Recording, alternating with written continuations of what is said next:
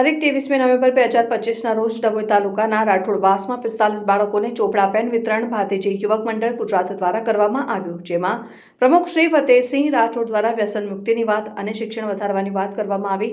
સમાજ વ્યસન મુક્ત થાય, એકતા રહે, સારા માર્ગે દોરાય એમાં હાજરી આપનાર ગામના વડીલો, ભાઈઓ, બાળકો અને આજુબાજુમાંથી પધારેલ ભાતીજી મંડળના પ્રમુખો રમેશભાઈ, ભરતભાઈ, ગમેશભાઈ અને ઘણા પ્રમુખો હાજર રહ્યા। રિપોર્ટર રસિક રાઠોડ, ન્યૂઝ 7 इंडिया, डभोई। સૌને જય ભાથીજી મહારાજ। આજે ભાથીજી યુવક મંડળ ગુજરાત દ્વારા ડભોઈ વિસ્તારની અંદર રાઠોડવાસની અંદર ભાથીજી મંડળ ગુજરાત દ્વારા આજે ભાથીજી મહારાજની આરતી અને 40થી 45 બાળકોને નોટપેડ વિતરણની કીટ આપેલ છે। ખરેખર ભાથીજી મંડળ વર્ષોથી ચાલે છે અને સારા એવા કાર્ય કરે છે। વિધવા બહેનોને સાડીઓનું પણ વિતરણ કરે છે। વ્યસન કરતા હોઈને સારા માર્ગે દોડવાનું કાર્ય કરે છે।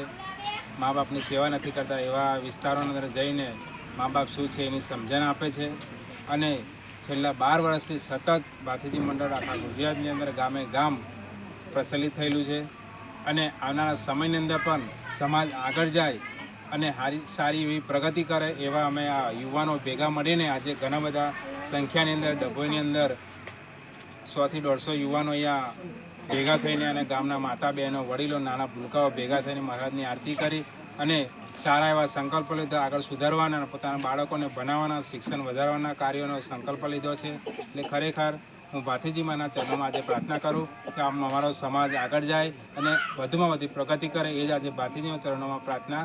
સૌને જય ભાથીજી।